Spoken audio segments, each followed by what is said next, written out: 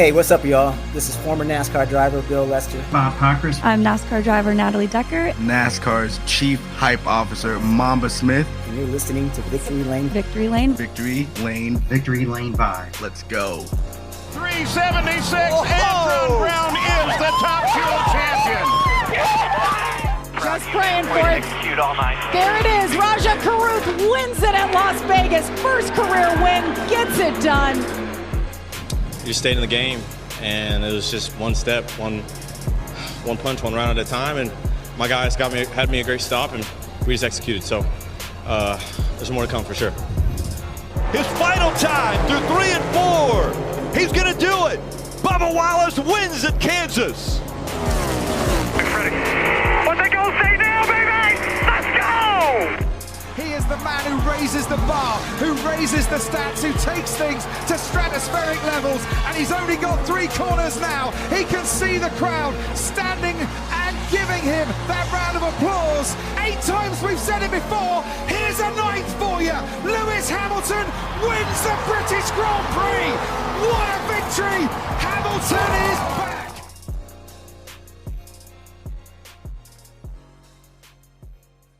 Welcome to another episode of Victory Lane Vibes. We are your hostesses with the mostesses.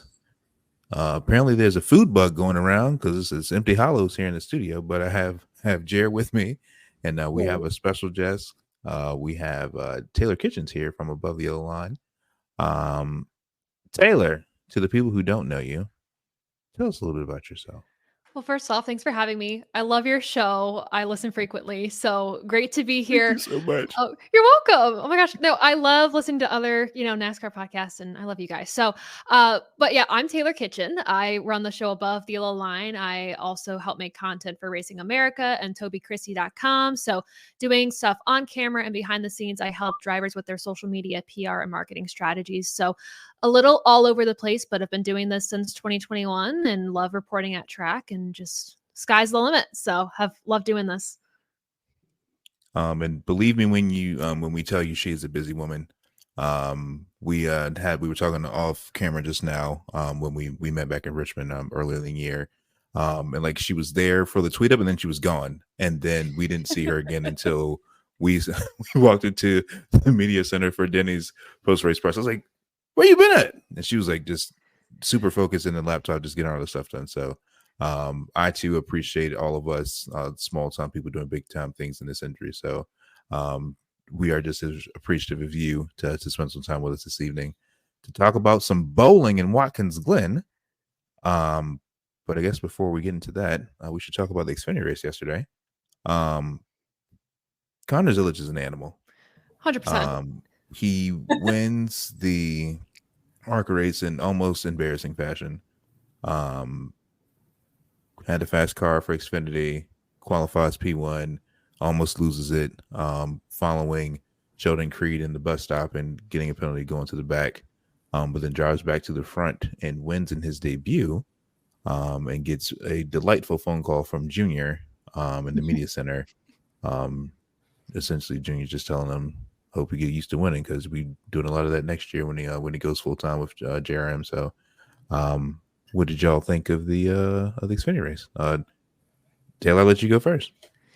Yeah, I was so excited about this race going into the weekend, and I was telling everybody, if you don't watch the Xfinity series normally, first off, what are you doing?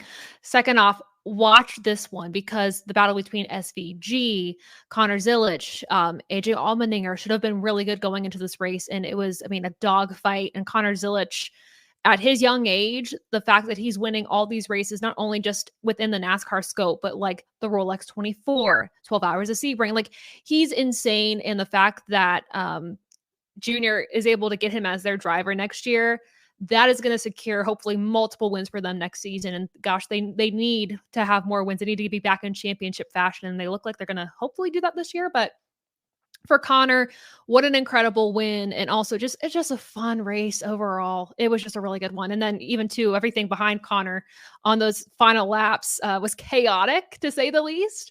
But nevertheless, Xfinity Series is one of the best products we have in stock car racing. So enjoyable.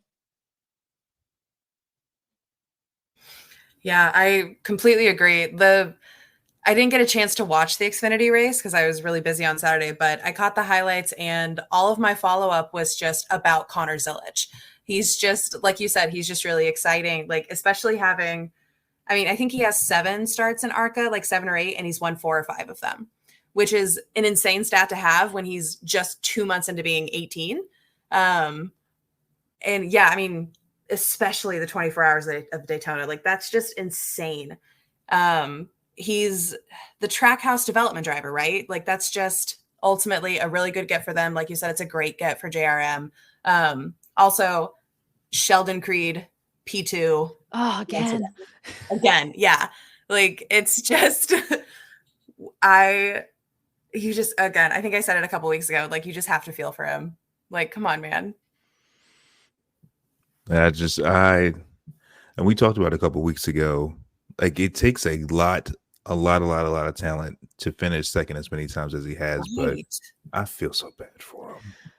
It's at this point, I feel like he's so used to finishing second. Like I talked to him after Darlington where he had the win in his hands and then they had that overtime restart. And I was like, it just slipped. And he was like dejected about it. And he made the comment where he's like, I'm not making a dime this year and everything. But I mean, the consistency helps. It helps his point standings. But at the end of the day, a win is what's going to get money in your pocket. A win is what people will most likely remember. But unfortunately, we're remembering him right now as the guy who always finishes second, which in some cases, second is the first guy to lose. Like that sucks. Right.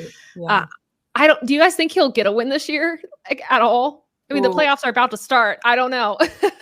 It could be like a Buescher situation where he comes in and gets it and just reminds himself that he has the ability to do this. It's just, oof. Yeah. I feel like I would like for him to get it this year. Because we know what kind of equipment JRM brings every week. I have some question marks around the Haas program next year, just as far as where they fall with Ford and just how how that the team's going to gel and mesh and all that stuff. So I'm hoping he gets it done nowish. So then that way the proverbial monkey's off his back, he can relax, he can just finish the rest of the year, and hopefully give himself an opportunity to be in Phoenix with a chance to win a championship and then to start fresh for 25. So keep digging, Sheldon, please. We're pulling for you. And then today, I think the most quotable quotes from this weekend, as far as the Cup Series go, is sometimes you're the ball and sometimes you're the pen. And that was definitely stage 3 of the Cup race today. In case you missed it, Ross Chastain tried to run away. SVG was in tow. There was some malfeasance the first couple laps. Cars got banged up. Feel really bad for Denny. I've never seen him having to essentially win to advance in this era of the playoffs, but we'll get there in a second. But when the dust cleared, there was 2 overtime finishes leading to SVG and Chris Buescher dueling it out for the win. SVG roughs up Chris Buescher to get in front. Chris Buescher says, not so fast. And Chris Buescher wins Prosper, Texas Stand Up, the bowling at the Glen at, is that the right name of the race? Go Bowling? Yeah, Go Bowling at the Glen. Go Bowling at the Glen and Watkins Glen. It's a mouthful. Great race. Feel bad for Juan Pablo Montoya. It was really good to see him in the car. It's just the way I feel like these with these road course races, you have to stay on top of the pit strategy. If you're up front, you have to pit early. If you're trying to flip it, you're just at the whim of when the caution falls, and the caution just fell at really awkward time in stage 3. And I feel like everybody who were the ones that were jumping down and pitting before stage in were the ones that ended up winning one strat and getting the track position to go for the win. So it was interesting to see that play out, but Chris Buescher wins. I was excited about this one. I'm not biased, but like, I love the RFK guys and like the Fords and stuff like that. So it really does suck, as Jerry talked about a little bit. He got the win as the playoffs started, but wasn't able to capitalize and get a win before the playoffs started. So it sucks in that sense, but it's fantastic for him to prove that he still can, get that first place. He still can get the trophy, and a bad day for Brad Keselowski. So the lows of RFK's day ends with a high for RFK, finally getting that win, a win that's slipped from his fingers so many times this year. So really good to see him in victory lane and kind of rattling the playoffs a little bit, because I think those guys need a wake-up call. It was a mess for a majority of those drivers today. Yeah, absolutely. I think there was a comment on broadcast that said 10 of the 16 playoff drivers had like significantly race affecting incidents, which is, it's you gotta feel for them, but also, oh my goodness, we had just two playoff drivers in the top 10, and it was, what is it, Cindric and who else was it? Briscoe. Oh my gosh, yeah, Cindric and Briscoe, and I think Cindric is number 10. So just a rough day for them all. But we do have to mention Prosper, Texas. I Googled it because I Google it every time I hear Prosper, Texas. Population 37,746 as of 2022. And one of them won a race today. I mean, we've said it. It's just, it's bittersweet. It's very exciting for him. I'm a huge SVG fan, so I was upset to see, like, part of me, of course, is upset to see the win taken from him, but oh boy, was that win taken. He earned it. Nobody can say that man did not earn that win 100%. And yeah, I mean, anytime somebody's getting emotional in victory lane, I get a little emotional. So I was very, it was one of those days. Same though. Yeah, 100%. It's like, as soon as somebody was getting choked up and rattling through their sponsor, like, call outs, I'm just like, oh my goodness, this is, how can you not be romantic about NASCAR? But I mean, overall, I think the Cup race, objectively, fantastic race. For me personally, with all of my favorite drivers having just poor showings and unlucky finishes, it was frustrating, I guess, but like, ultimately, just, I think Watkins Glen really like delivered and showed up today, and was just a really exciting race. Not only that, there were some insane stats that came out of this race weekend. Mm-hmm. So Chris Buescher's win marks the 5th consecutive year where a non-playoff driver wins a race in the playoffs. Nuts. Chris Buescher, starting from 24th, was the worst starting position by a Watkins Glen winner in NASCAR history. Nuts. And then let's see. For Spire, this is the first time all 3 cars got a top 10 in the history of their team. It was the first time 2 cars got top 5s in the history of their team. And this is the first time in NASCAR playoff history where no playoffs drivers finished in the top 5. That's insane. It's crazy. Like, I had a love-hate relationship with this race. I did think it was exciting, right? I thought, anytime you go to a road course, you have varying strategy. I did think the new tire that they brought was kind of in the background of this race, but it helped produce better racing, in my opinion. But when you have the 16 best drivers in the field and they're either causing the cautions or there's so many that are just involved in the cautions, and part of me feels like they should be doing better. If you're the 16 best drivers and this is what we're producing, that sucks.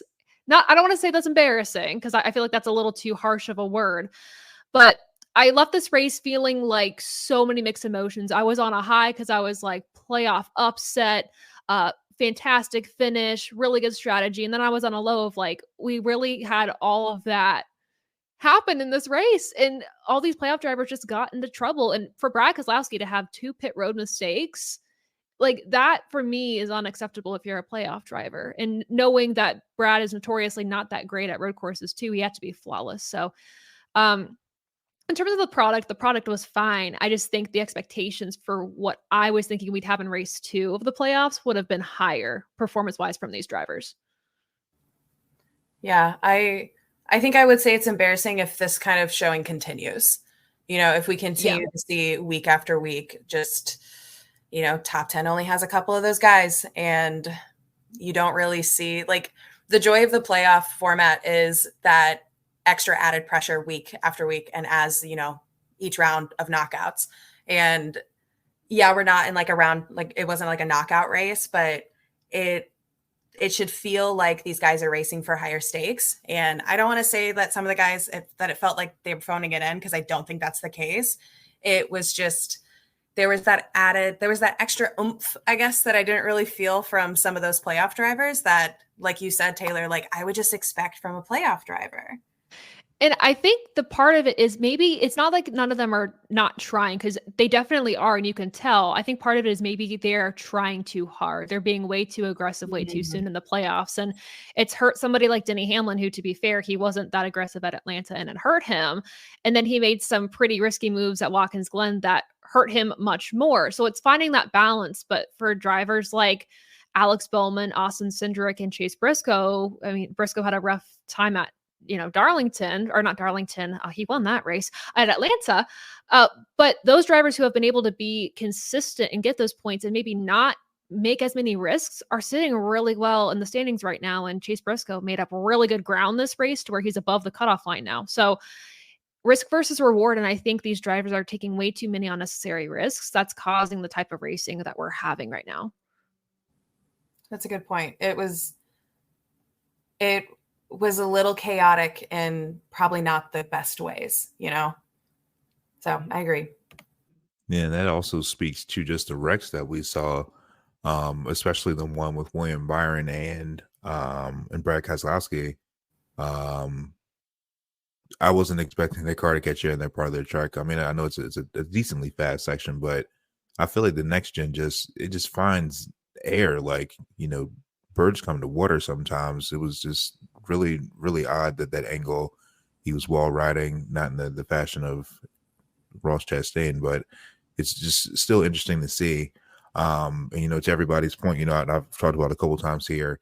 I feel like Howard Larson is definitely one of those drivers where if he has the fastest car and he's out front, he's fine. He's out front where he's supposed to be. But if he has a fast car and he has to fight through traffic, he's putting bumpers to people, he's dooring people, he's trying to get them out of the way, because I feel like he has a heightened sense of urgency to get to the front, because he knows you can't always do it with finesse at a really fast track like Watkins Glen. There's not that many passing zones. You sort of have to get it while the getting's good.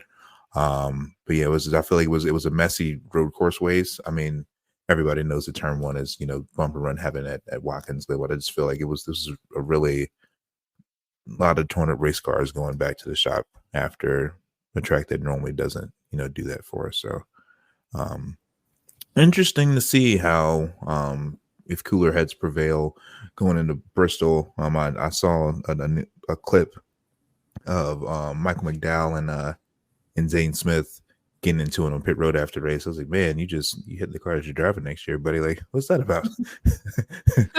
Why is there beef? Not a good way to start off a teammate relationship for next year at all. No. So that was our the bowling at the Watkins Glen. Moving over to 2311 corner. Interesting day for those Denny Hamlin, Michael Jordan Toyotas. Bubba qualified in the back. Something was wrong with the car, to the point where he was asking JR on the radio for help, like, what? Just because, Bubba ran really good at Watkins Glen last year, and just for him to start almost last was it was a little weird. But the boys finished 17th for Bubba, 27th for Tyler, 32nd for Juan Pablo Montoya. Steve Luletta tweeted out, hey, come back anytime. You're more than welcome to. I'd like to see that as well, because I feel like JPM didn't get a fair shot. When Kamui was in the car, he really didn't get a fair shot, just because, if you don't really have a good, strong qualifying effort, when you don't have a charter starting place, it kind of makes it rough on everybody. But Tyler leaves decently unscathed in the playoff points battle. He is sitting sixth in the playoff points going into Bristol. Also, before we jump completely into 2311 corner, I just wanted to call out the playoff point standings for the Cup Series right now. So obviously, Joey's leading because he won to advance. Austin Cindric is starting the playoff points right now. Alex Bowman, Mr. I don't know if my job is safe, is fourth. Daniel Suarez is fifth in playoff points. Like this race shook up a lot of stuff and Saturday night's going to be insane. I wouldn't want to be, somebody below the cut line or right there on the bubble, and having to fight to get back in, because goodness gracious, Saturday's going to be nuts. But yeah. I really don't want to be Denny going into next week. Like, rough, man, just rough. And Taylor, like you said, it does feel like some of these guys are getting a little antsy a little early. And I mean, say what you will, but Denny seems to get a little caught up in those areas. Like, he seems to fall back and fall right into it.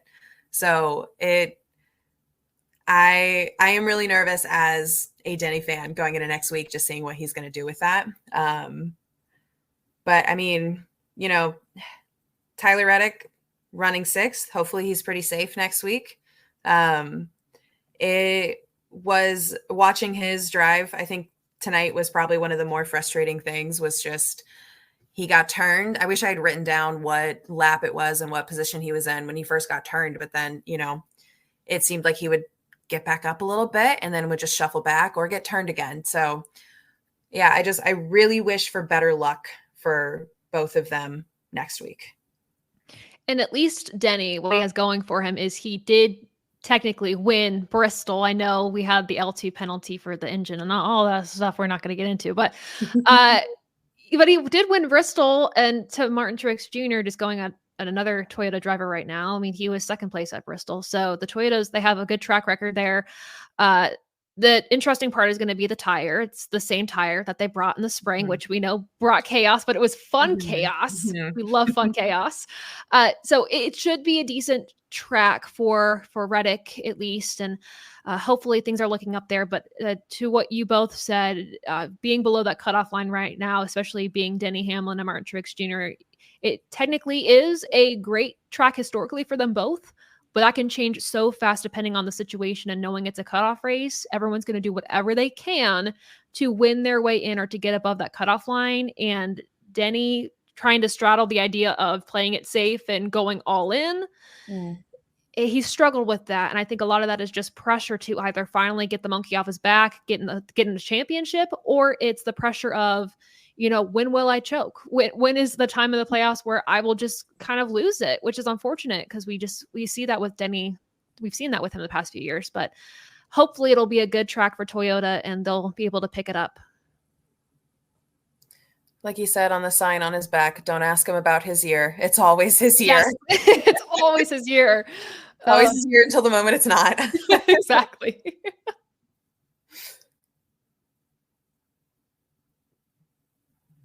So bringing it back forward to 2311 corner. Yeah, quiet day for Bubba. Hopefully he can do something next week at Bristol. It was interesting though, when who wrecked? It was one of the earlier cautions in stage 3, and Bubba was in the top 10. Oh no, it was the end of stage 2.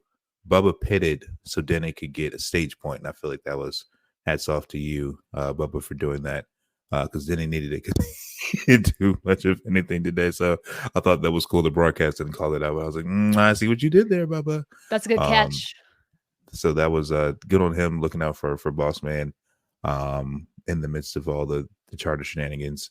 But yeah, I hopefully Tyler locks in. He was pretty decent last year at the fall Bristol race. But to Taylor's point, if they're bringing the same tire from the spring, then all hell's about to break loose, and this is going to be the most exciting race of the season, hopefully.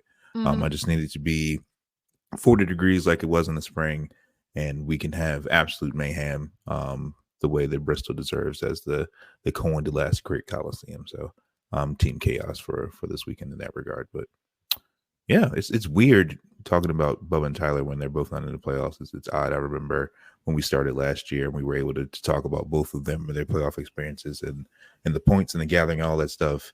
And now it seems like the only thing Bubba has exciting is what scheme is he running this week, and is the baby here yet? So it's a Baby little watch weird. is important. Yes.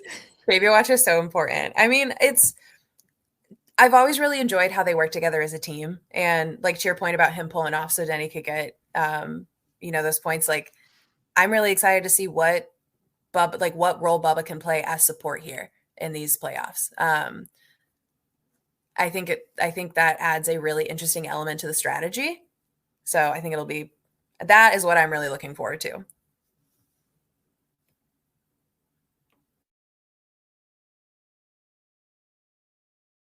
Yes, well, we'll see what happens.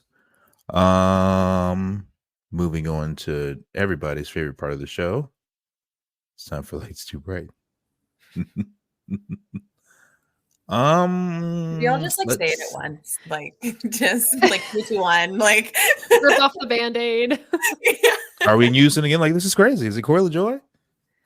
Am Is he winning again? I think like, he's winning again. And just because, I mean, I'll give him. I'll go first. I'll give Corey LaJoy the Lights Too Bright. I'm proud of him for the finish that he got today. Regardless if he destroyed 13 cars to do it. But at least he finished the job and he got a top 10. So, you know, Corey's still looking for a ride for next year. There's some rumors swirling around where he may go, but of course, until the charter thing's locked up, nobody can say anything. Mum's a word. But I'm glad that he was a terrorist and it worked out in his favor for a good points finish for him and his team. So, Corey, you win it, but I gave you also a backhanded compliment, so you're welcome.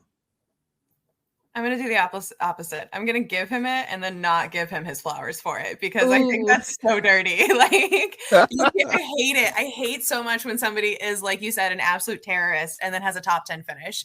It is like, it adds a level of arrogance to it that just grinds my gears so much. Like, not to say grinds my gears and mean it, but like, oh my goodness. It's so frustrating. Yeah, I'm gonna have to agree. Like, I hate to give him the award because he got that top 10, which is like awesome. Good day for Spire altogether. But like, dude, lap 1, wrecking out so many cars, playoff contenders. It was unnecessary. So yeah, I'm in between. I'm gonna give him like a flower, but not a bouquet. I can't do that. That's fair. I think that's fair.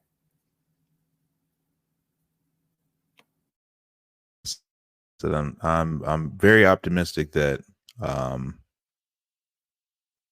there's malfeasance Saturday, but not from him. I think he deserves a week off. Honestly, I feel like if Larson doesn't qualify well and they don't nail the setup, I think he might be getting an award. I la him at Homestead last year, so we'll see what happens. Open mic. I guess we can just bring it back and just talk about it. Where everybody is with the charters. I'm sure that I think we talked about it last week, but 2311 in front row, like, nah, I'm good. We're not signing the deal. A lot of rumors swirling. Like I said, it's been mentioned that Bubba's waiting on his renewal when the contract gets signed. Corey LaJoy and Justin Haley are seemingly swapping rides for next year. That can't be signed into affirmations. And then there's some charter talk about teams expanding. And again, that's not set in stone with the charter situation. So I didn't see a lot of. I don't think the broadcast talked about it much today, or they didn't do it in post race either. If I was paying attention properly, but I'm just really interested to see. I know in regards to 2311, they said that they have the money to run as an open team if they choose to, but I just feel like if you're chartered, there's so many benefits to being chartered. Like you're guaranteed a starting spot, you're guaranteed the winnings and all the stuff. It's just it's really interesting to see. So I'll just say it again. It'll be awfully awkward if Tyler Reddick wins the championship and then 2311 is like, okay, after Daytona, we'll see y'all when we see y'all. But I guess that's where my take is. I don't know, Taylor, if you wanted to expand just your thoughts, because obviously you're in this like we are. If you had anything to add to the charter conversation. Yeah, it's uncharted territory, pun intended, and it's just you don't know where these teams are going to go from here because 2311 and Farmer Motorsports continue to hold out and wait for a better deal. how does that work? Because are the other teams going to have to sign a new deal? Like, what is the expectation there? And you would hope that NASCAR and these teams reach a agreement, and 2311 and Fort Worth Motorsports have their charters, keep their charter. We don't know if NASCAR is actually able to take away charters at the start of 2025 if things aren't signed in time. But the turnaround time between when NASCAR gave them the final papers and said, hey, these need to be signed at midnight, was iffy at best. And it's just all a mess. So I'm hoping that doesn't impact a lot. Obviously, it's a bad look, I would say, to your point. If Tyler Reddick wins the championship, but next year's uncertain for the team, that's not good, especially him being a regular season champion. So nothing new, though, that I've heard talks-wise. Denny, 2311, none of the parties involved in this have made any extra comments this week. As far as I know, there's been no comment from NASCAR regarding the changes that 2311 requested NASCAR make. So nothing new to add. It's just an unfortunate situation that it feels like it's a win-lose situation. All negotiations are, but it feels as if the teams did not have a choice. And I would hope that with where we are with the sport right now, that there'd be a little bit more collaboration than that. But it's kind of into the twilight zone from here. Have no clue where to go. Yeah, it's just ugly. I mean, it's all the stories that came out a couple weeks ago about the strong arming and just a bit of the threats to revoke the current charters. And then, the whole conversation of, is that even something they can do? It's just morally, not even morally gray. It's just not okay. That's not it's, for lack of a better term, it is bullying. And it's kind of it's incredibly disappointing to see. And then, to have these two teams who have been doing some exciting things within the sport and for the sport, frankly, for 2311, to be then kind of treated like that is just, it's ugly. That's it. Just ugly. And on the flip side to that too, is you have a newer team owner in Brad Keselowski that said, we didn't really feel like we were forced to sign the deal, but we got to a point, same thing with Justin Marks, where we didn't feel like we could bend NASCAR's will anymore. So you do have some newer team owners that said, we were okay signing it. We can build a business off of this, but it's not the best. But I will say, to your point, Jared, I commend 2311 for changing the game in the sport. They're changing how sponsor activations work. They're changing so much for the better. And Justin Marks even said, I commend 2311 and Fort Worth Motorsports for kind of waiting this out. It almost feels like those two teams are doing this for the rest of the teams who didn't feel brave enough to do this. And it might be at a detriment to them. So I hope it all plays out, but it has also too been interesting to see the perspective of the other team owners involved in this and how they felt maybe they weren't forced to sign it, but it's not a good deal, or they were fine with it. But we'll have to see how this plays out. I feel like a lot will play out during the off season for sure. We have 8 races until that, which is insane. But we'll get there slowly but surely, or very quickly. Yeah, I think the piece that sticks with me is how Rick Hendrick, do-getter of all things in NASCAR at all levels, he still hasn't turned a profit the whole time he's been invested in the sport. And it's just crazy to think that how long he's been in the sport, B, the prolific drivers that he's had on his roster and the championships that he's won and the races that he's won and the purses that he's won and all the crown jewels, he still hasn't had a year in the black yet. So hopefully, I'm thankful that somebody's trying to, to push against the family, because you look at how the other major sports leagues are run, like with F1 and, NFL, especially with the NFL, because, the commissioner is hired by the team owners and the team owners pay him to make sure that, they look out for them. And it's, the splits are good and, everybody's happy. Everybody, makes money. Even if you go 0-16, you're still getting a check from all the media rights and everything that they have going. So I think if NASCAR signed a $7 billion deal for this TV thing, what we doing with the CW and the new broadcast studio they opened in Charlotte, they can give a little more. I say it all the time. I commend the teams for, bringing new sponsors into the sport and new faces and, new viewers and all that stuff for the things that they're doing. But it has to come to a point where, the league of sorts has to look out for, the people who buy into it. This is a, multi-million-dollar, organization. They're literally driving, $300,000 race cars every weekend and smashing them up. This weekend, a lot of damage was done. So hopefully it comes sooner rather than later. And if, it would be good if Front Row and 2311 hold out and they get something done and it does help the whole entire garage, then, it was worth it. So we'll just sit patiently and wait and see what happens. It could be next week. It could be, February 12th of 2025 before the duels start, before something is agreed upon and settled. So hopefully it comes before then, but we'll definitely keep our ears to the streets and see what's going on. But with that, Taylor, can you please inform our listeners and yours, of course, where they can find you if they are not familiar with what you do and where you are? Shameless plug.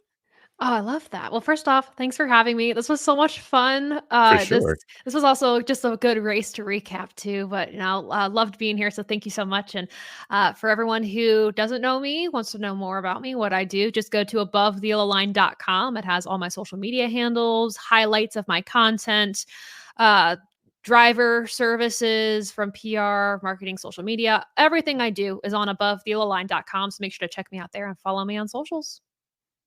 She's everywhere you want to be. So make sure you follow Taylor. We say it all the time. If you look at the people that we follow on the podcast account, they're safe people to follow. They're not and Taylor's one of them. She's safe. You can follow her.